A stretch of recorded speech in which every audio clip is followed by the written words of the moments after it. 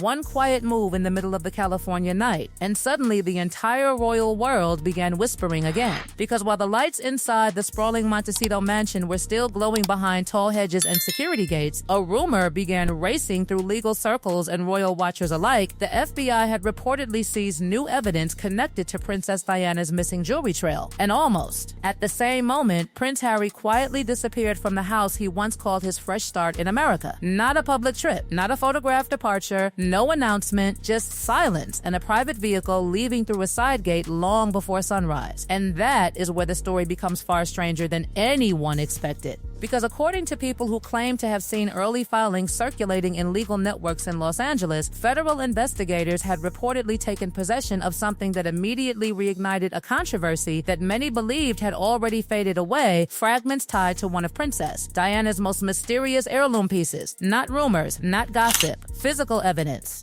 The kind that arrives sealed, cataloged, and logged into a federal chain of custody file. And when that information began moving quietly between Washington, Los Angeles, and London, the atmosphere inside royal circles shifted almost overnight. Suddenly, the whispers returned. Diana's jewelry, the heirloom ledger, and the question that has haunted the royal family for years. What exactly happened to certain pieces after Harry and Meghan left the royal system? Inside the royal archives in London, every historic jewel is cataloged with obsessive precision, not because of fashion, but because many of those pieces are considered heritage objects, items that belong to the institution itself, not to the individual wearing them. For decades, the rule was simple. They could be worn, they could be borrowed, but they could never be sold, altered, or separated from the collection. And according to insiders who claim to understand the internal system, several of Diana's pieces were always recorded under that same category: lifetime use, no transfer of ownership. So when investigators reportedly discovered documentation connecting a diamond fragment to one of those historic commissions, the situation shifted from palace gossip to something far more serious. Because once an object tied to heritage status appears inside a federal evidence log, the story stops being about family drama. It becomes about paperwork. And paperwork, as every royal lawyer understands, can rewrite history faster than any headline. Now here is where the timeline begins to twist. The discovery reportedly came during an unrelated financial probe in California, a routine investigation into collateral lending records that had nothing to do with the monarchy, until one velvet pouch surfaced. Inside it, according to those familiar with the evidence description, was a diamond with microscopic serial markings that triggered an alert in the Gemological Institute database, a database that quietly records the origins of historic stones. And when that serial marking was traced backward through registry archives, the provenance reportedly pointed toward a commission dating back to the early 1990s, the era when Diana's most iconic jewelry pieces were created. The moment that connection appeared on the screen, investigators did something that changed the entire direction of the case. They froze the file, because at that point, the diamond was no longer just a gemstone. It had become evidence tied to a royal heirloom. Within hours, according to sources who claim knowledge of the internal communication chain, a notification traveled across the Atlantic through diplomatic channels. And in London, the response was immediate. Friends would later say the Duke had repeated the same phrase more than once during late-night conversations. We can still fix this, but fix what exactly? That question hung in the air, because while no official indictment had been announced, the legal implications were already clear to anyone familiar with federal statutes. If a heritage object had been reported lost to insurers while simultaneously pledged elsewhere, if that object had crossed international borders under inaccurate customs declarations, if electronic filings were used in the process, then multiple federal statutes could potentially apply. Wire fraud, transport of converted property, customs misclassification. None of those charges require royal titles, that they only require paperwork that contradicts itself. Inside Montecito, the debate reportedly became intense, that one side believed the palace was creating a narrative war, using legal pressure to force a humiliating return of items that Meghan's camp had long insisted were personal gifts. The other side feared something far more dangerous, the moment when investigators would begin asking questions under oath, because once testimony begins, silence stops being protection. it becomes exposure. And somewhere during those tense days, something else happened that few people noticed at first. Harry began quietly making plans to leave the house. Not permanently, not dramatically, just temporarily. Sources close to the situation said the decision was framed as creating space during what advisors described as a rapidly escalating legal environment. But when the departure actually happened, it looked far more mysterious. No press, no photographers, no official travel announcement. Just a small convoy leaving Montecito under darkness, heading toward a rented coastal property several hours away. And almost immediately after that move, the next piece of the story exploded into public view because federal records were reportedly updated to confirm the seizure of physical fragments connected to the disputed heirloom. Not an intact bracelet. Not a pristine artifact. Fragments. A distorted platinum mount. 2 diamonds. And a handwritten note said to accompany the return that the note contained only a single sentence: "I return what is left and pray it is enough." By the time those words began circulating through royal circles, the narrative had changed forever. This was no longer a family disagreement about etiquette or wedding gifts. It had become something colder: documentation versus memory, evidence versus narrative. And as legal teams on both sides prepared for the next phase, one truth became impossible to ignore. The investigation was no longer moving quietly, it was moving toward courtrooms. And Prince Harry, the prince who once believed distance from the palace would bring peace, now found himself standing at the center of a controversy stretching across 2 continents. The kind of controversy that does not disappear when someone leaves a mansion in the middle of the night, because sometimes the story follows you, and this one was only just beginning. The moment those fragments entered a federal evidence locker, the atmosphere surrounding the entire situation changed in a way that no press statement could soften.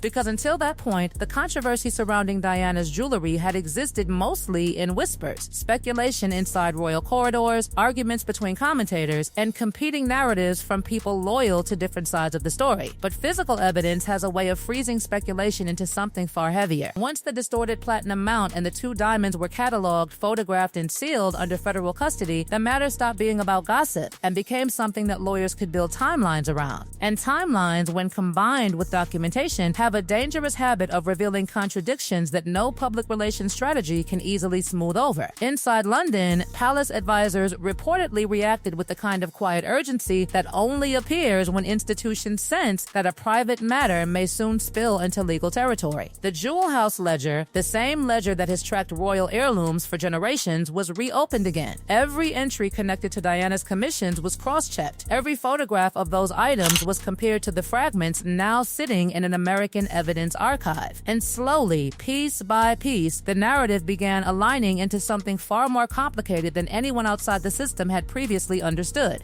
Because the bracelet that investigators believed they had partially recovered was not just another piece of royal jewelry. It was an archival commission tied directly to Diana's public life, cataloged not as personal property, but as part of the hereditary heirloom schedule, a classification that carries a quiet but powerful legal implication. Under that framework, the object was never meant to belong to an individual. It belonged to the institution itself. Meanwhile, in California, the shockwaves were spreading outward through Montecito like ripples through still water. Staff members who had once considered the mansion a sanctuary from palace politics suddenly found themselves surrounded by lawyers, advisors, and hushed conversations that stretched late into the night. One person familiar with the household environment described the tension in a single sentence that later circulated quietly among insiders. The house felt less like a home and more like a waiting room outside a courtroom. Financial consultants were reportedly contacted. Crisis communication teams were asked to review contingency strategies. And somewhere in the middle of that growing storm, the absence of Harry from the property became more noticeable with every passing day. Friends who spoke privately suggested that his departure had not been driven by anger or drama, but by something much simpler and more unsettling: fear of what might happen next. Because the deeper investigators dig into financial documentation, the more they begin to ask questions that cannot be answered casually. Insurance claims, customs declarations, collateral lending records. Each document becomes a thread, and once those threads are pulled together, the story begins forming a pattern. And according to people who had seen portions of the developing evidence file, that pattern was becoming increasingly difficult to dismiss as coincidence. One of the most troubling discoveries reportedly centered on a 2-year-old insurance claim. According to documents that circulated among legal observers, the bracelet had previously been reported lost in transit, triggering a substantial payout from an international insurer. At the time, the claim appeared routine. High-value jewelry occasionally disappeared disappears during transport, and insurers are accustomed to handling such losses quietly. But when investigators later discovered that the same item had allegedly been pledged as collateral at a lending institution months after the claim was filed, the timeline suddenly looked very different. If the bracelet had been declared lost while simultaneously being used as financial collateral, then the issue would not revolve around royal etiquette at all. It would revolve around misrepresentation. Inside federal law, that single word carries enormous weight. While those preparations unfolded in Britain, another development quietly deepened the tension in California.